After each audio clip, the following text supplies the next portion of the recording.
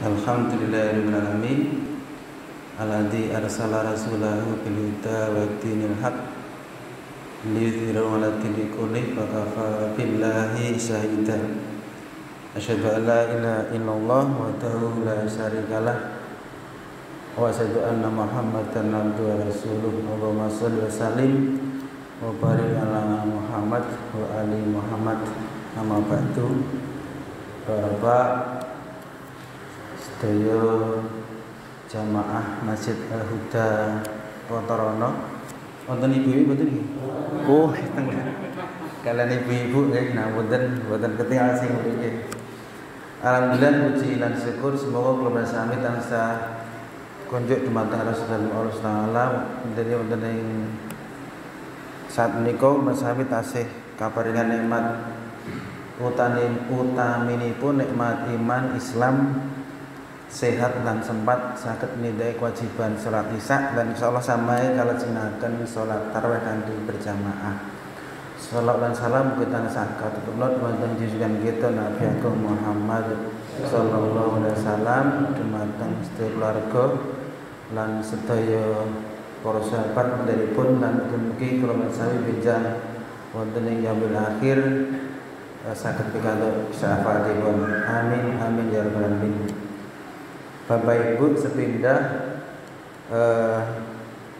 yang ngapunten niki kula sowan kok pilih jane malam niki pun wonten sing jatah ngisi nggih.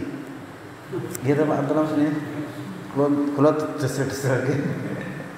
Nggih ngapunten. Sawajeng kula ngaturaken monggo kita tansah bersyukur awit nikmatipun iman. Bapak Ibu ingkang dirahmati, kita wajib bersyukur kita diberikan nikmat iman dan Islam secara lebih cetha niku alhamdulillah awake dhewe dilairke ning tanah Jawa utawi teng Indonesia. Kaya kula bareng niki bersyukur alhamdulillah lair ning Kalimundu mriku cerak samas. Nek kula niku ndek ben niku lair ning Brasil utawa ning Amerika utawa ning Italia utawa ning Israel dereng karuan kula dados muslim. Mila ini bejane dhewe dilairke teng tanah Jawa. Kecuali niki wonten jamaah ingkang saking luar Jawa nggih. Intine awake dilairke teng Indonesia, di mana lingkungan kita, orang tua kita sudah beragama Islam. Ini patut kita syukuri dan kula mboten selak nek kula niku diunekke Islam KTP. Ya karena memang bapak kula niku, ibu kula, mbah-mbah kula Islam nggih, kula melu Islam. Oleh karena itu dengan keadaan ini monggo kita syukuri bener-bener. Salah satu caranya adalah dengan bagaimana kita sinau agama Islam, mempelajari agama Islam dengan sebenar-benarnya.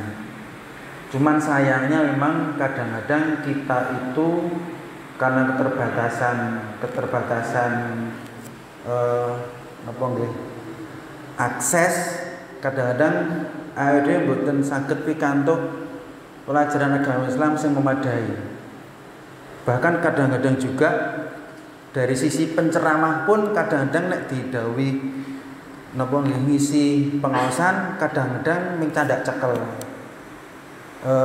Kula selama dadi camat niku keteng sedayu niku asal wonten pengajian. Kula kan mesti dikenyambut dhisik sakdurunge ustaz. Niku sang ustaz mesti kula tembak dhisik. Pak Ustaz niki panitia pun tenanan lho le nganek ke pengajian. Yo ragat, yo wektu, yo pemikiran. Mula kula nyuwun mangke ngisi pengajian rada mentes tinimbang biasane. Niku mesti kula tembak rene ngoten niku karena kula sosok gemes ketika ada beberapa penceramah ming kuwi wae sing disampaikan. Kula niku pernah niteni salah satu ustaz teng dusun kula manggen teng sawit Pak, sawit Pangwarjo sak ler isi, kampus isi. Niku selama 3 tahun niku sing disampaikan podo persis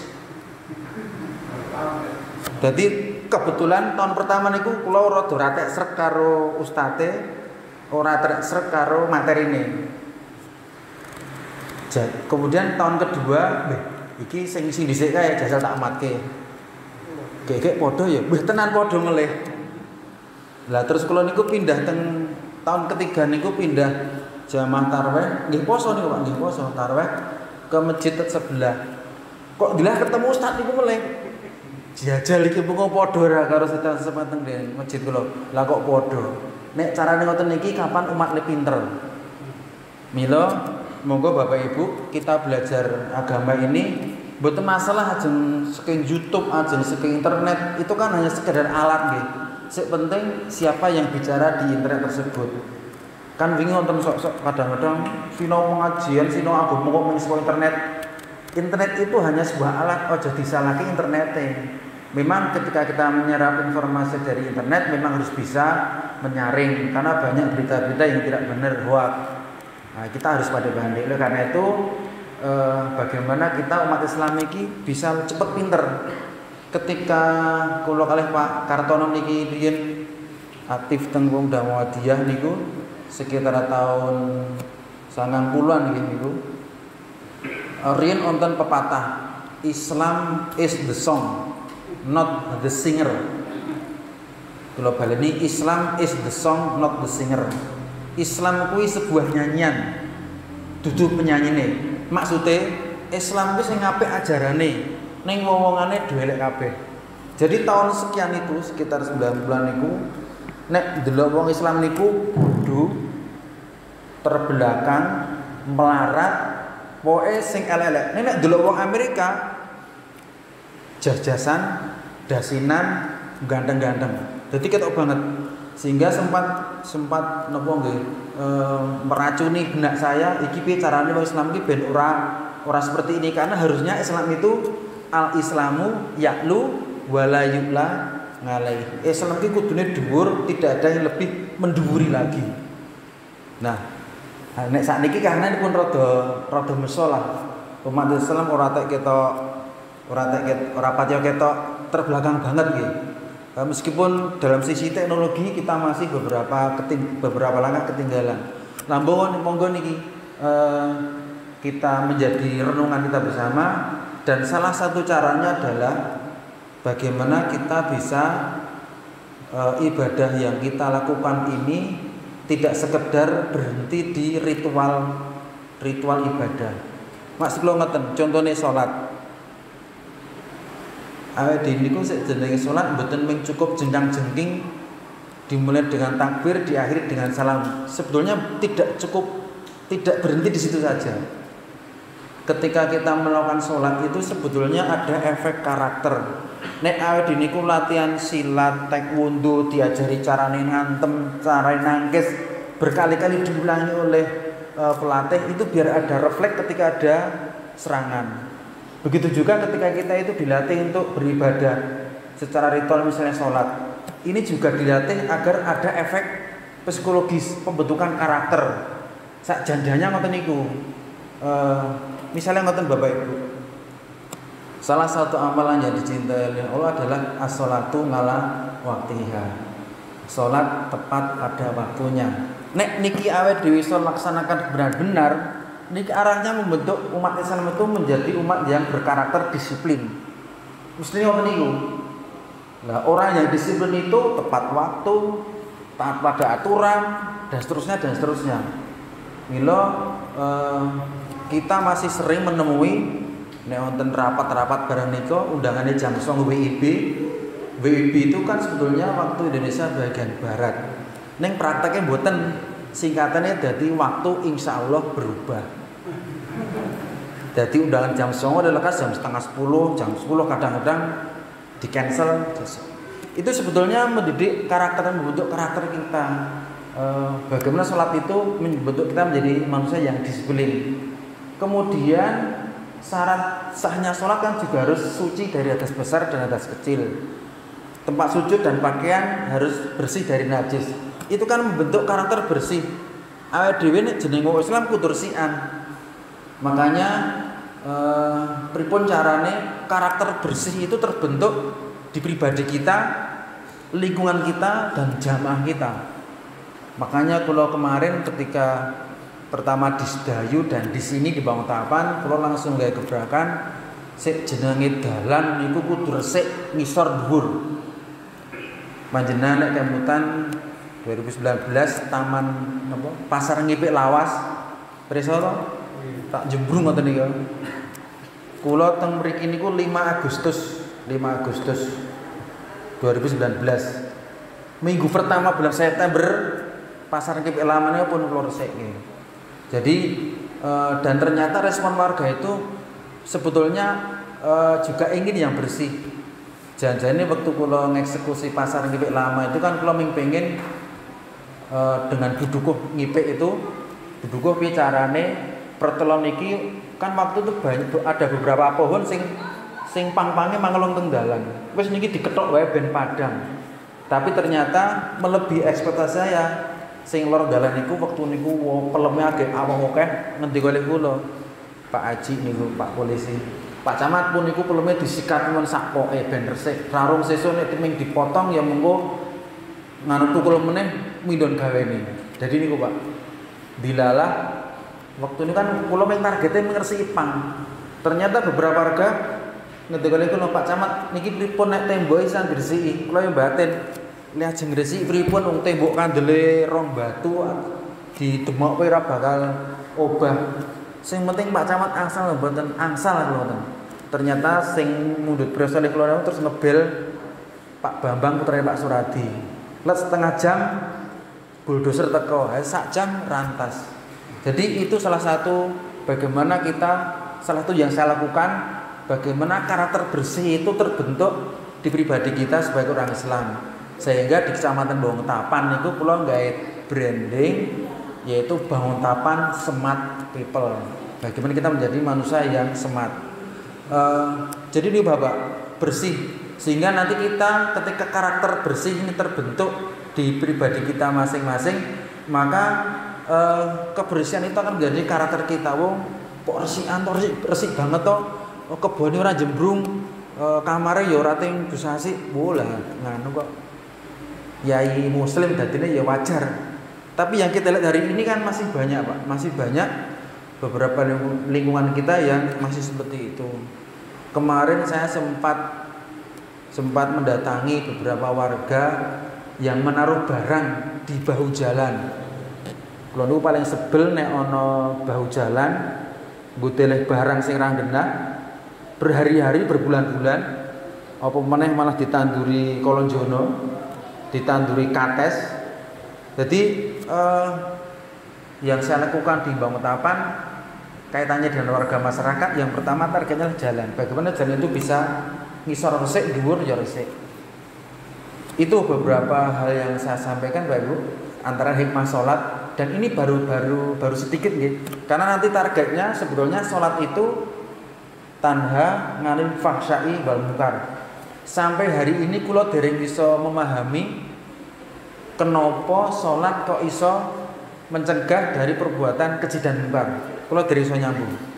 Nah, mungkin nanti dari ustaz-ustaz yang selanjutnya bisa menjelaskan piye memahamkan sholat kok iso mencegah dari perbuatan keji dan munkar. Nah, ini diperlukan ustaz-ustaz yang paham, yang preso bagian menjelaskan kepada para jamaah, sehingga jamaah itu nanti cepat pinter.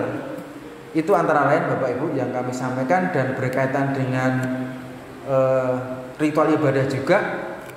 Sebetulnya ibadah yang kita lakukan baik sholat, haji, sedekah, zakat, puasa itu kan membentuk karakter sebagai pribadi muslim yang baik. Salah satu yang sering saya sampaikan itu bagaimana kesolehan ritual yang kita lakukan itu timbul menjadi kesolehan sosial. Oleh karena itu berkaitan dengan kesolehan sosial, kula dari titip kalau di antara jamaah Al-Masjid Al-Huda ini masih ada yang menghadapi permasalahan ekonomi, nanti dari pihak masjid bisa melu cawe-cawe. Ya rumusnya niku nek masjid niku pengen makmur, takmire ya kudu gelem makmurke jamaah. Tidak mungkin jamaah mau memakmurkan masjid, nek masjid dhewe ora gelem, nek takmir sendiri tidak mau memakmurkan jamaah. Ya mungkin contoh yang paling dekat yang bisa kita lihat, contohnya Masjid Jogokarya. Itu jamaah bahkan dari luar sangat pun ya karena takmir di sana ikut memakmurkan jamaah. Sing sregep ngantek dine hadiah umroh, bahkan kemarin informasinya sing diutang wae bisa dibantu dari kas takmir. Lah Masjid Al Huda kan napa nggih kekuatannya beda kalau Masjid Gokaryan. Nah, monggo bisa disesuaikan. Nek kemana wingi infak pinten Pak karton 200 sekian nih. Nah, nanti disesuaikan.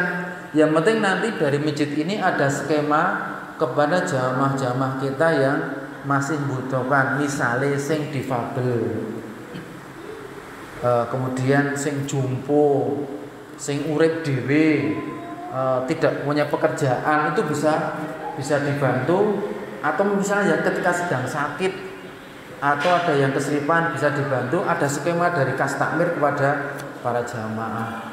Insya Allah beberapa kali terbukti sebetulnya kenapa kok infak ke masjid itu kadang-kadang 5.000, 10.000, jarang ngantek din abang niku, karena kadang-kadang takmir itu tidak jelas pemanfaatan kas takmir. Bahkan sebetulnya nek kula pengin niku nggih, kas takmir itu jangan terlalu banyak ngendon teng bendahara. Jadi begitu ada segera disalurkan. Nah iso malah nol. Kecuali masjid ini mempunyai ngen-ngen, wah Pak Camat niki ajeng niki memang kasih masjid dilumpukke dhisik ajeng go nambahi iyep-iyep teng sing kidul niku, itu beda acara. Tapi ketika masjid wis apik banget, kasnya sebaiknya segera ditasarufkan. Ya nek hitung-hitungan matematika niku ben sing sedekah, ben sing infak niku ndang oleh kiriman ganjaran. Kira-kira ngoten niku nek secara matematika, meskipun niku wis urusane Gusti Allah nggih. Tapi ketika dana ini segera kita manfaatkan, itu nanti akan memberikan manfaat kepada para jamaah. Nah itu nanti bisa dipikirkan diskusi di takmir, iki carane ben duit niku ora ngendon, nganggur. Sangat tidak elok ketika masjid kasih akeh ning jamaahnya beberapa kekurangan makan. Jadi beberapa hari ini Bapak Ibu, ini saya praktekkan di Baturno. Itu di Baturno itu ada komunitas Melati Bakti yang khusus ngurusi orang-orang difabel, sing cacat tangane, cacat sikile, sing rada napa nggih mboten gendep pemikirannya. Itu banyak dari mereka itu ternyata memang tidak mempunyai biaya untuk berobat ke puskesmas. Nah hal-hal seperti ini monggo nyun berkah dari takmir bisa dikembangkan di jamaah kita sehingga nanti bisa dirapatkan, didiskusikan agar jamaah juga paling tidak takmir juga bisa ikut memakmurkan jamaah. Andai kata yang saya aturkan ini sudah dilaksanakan, saya ucapkan terima kasih. Mudah-mudahan nanti semakin tahun bisa semakin ditingkatkan. Ya kalau Potorono ini yang saya tungi jempol, bahkan terbaik di Bantul itu adalah WKSBM, Wahana Kesejahteraan Sosial Berbasis Masyarakat, seperti tentang prawedanan, mertosanan, ngelaren. Teng Potorono nonton mboten nggih? Kita nonton nggih nih. Nonton. Nah, itu salah satu yang sudah yang sudah dilakukan. Nah, ini perlu kita dorong. Kalau WKSBM ini kan memang dibentuk berdasarkan arahan dari Dinas Sosial. Ambung ini bisa bersinergi untuk lebih meminimalisir permasalahan ekonomi di jamaah kita masing-masing. Saya kira itu Bapak Ibu yang bisa kami sampaikan, dan berkaitan dengan Covid, prinsip saya masyarakat harus sehat, tetapi juga tidak boleh lapar, tidak boleh bodoh, juga tidak boleh stres. Maka ketika panjenengan akan melakukan kegiatan, saya persilahkan, syaratnya hanya 2. Protokol kesehatan yang pertama, yang kedua pesertanya terbatas. Tapi nek pesertanya wis kemruyuk ini jangan. Saya kira ngaten, mudah-mudahan kita selalu diberikan petunjuk dari Allah Taala, selalu diberikan kesehatan dan kebaikan lahir batin sehingga besok ketika kita sowan kaparingan husnul khotimah. Saya kira demikian, ada salah mohon maaf. Saya akhiri, wassalamualaikum warahmatullahi wabarakatuh.